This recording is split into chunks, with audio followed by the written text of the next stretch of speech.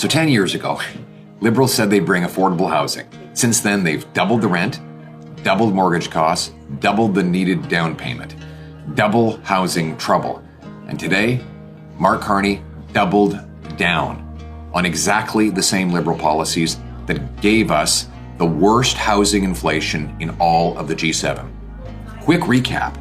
When Justin Trudeau took office, it took $450,000 to buy the average home. Now that amount has gone up by well over 70%. And with higher interest rates brought on by overspending by the government, it's about double the mortgage payment that you have to make. Toronto and Vancouver are now the most expensive housing markets in all of North America and among the worst in the entire world. We have the fewest homes per capita of any country in the G7, even though we have by far the most land to build on. When I was housing minister, you could pay off a mortgage in less than 25 years. Now, in our biggest cities, it takes longer than that just to save up for a down payment. So today, Mark Carney announced new plans to spend tens of billions of dollars of your tax money. And of course, it won't build houses, it will build bureaucracy. He even brought back the failed housing minister, Sean Fraser, who gave us the worst housing costs in the history of the country, and who was also the immigration minister that overpopulated our country, leading to the housing shortage.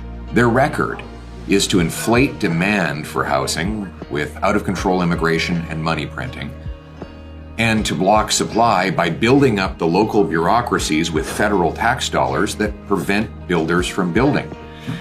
Now, what's the solution? Well, first of all, after the lost Liberal decade of rising housing costs, it sure isn't to put the same Liberal ministers, Liberal MPs, Liberal strategists, and Liberal promises in power to do it all over again. We need a new Conservative government that will change things and a real plan to build the homes, not the bureaucracy. And so here's our plan. First, I'll axe the federal sales tax on new homes to save you up to $65,000 on a purchase price and up to $3,000 on annualized mortgage payments. Second, we're going to sell off 6,000 federal buildings, thousands of acres of federal land to build new homes.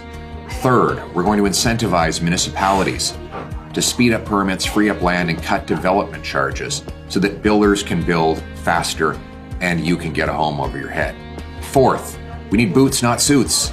We're putting all of our educational resources into white-collar office job education when in fact we need the people who swing the hammers, that lay the foundations, that frame the sticks that make up homes. And so we're going to back 350,000 positions in trade schools and union halls to get Red Seal apprentice positions building homes. We'll bring back the $4,000 apprenticeship grant to build.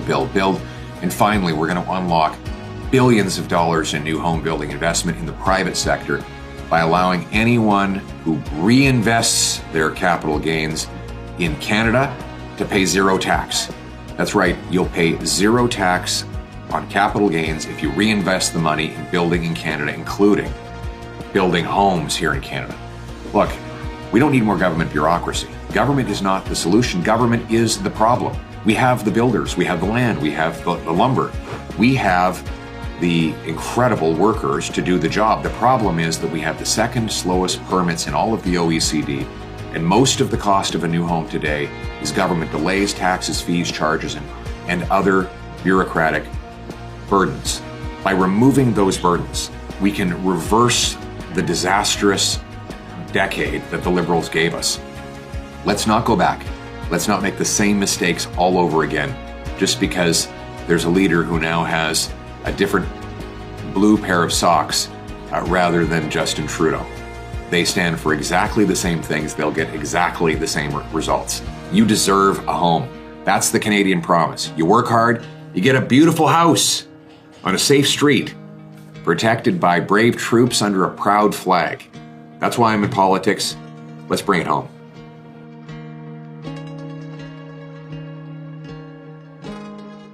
Who's ready to put Canada first for a change?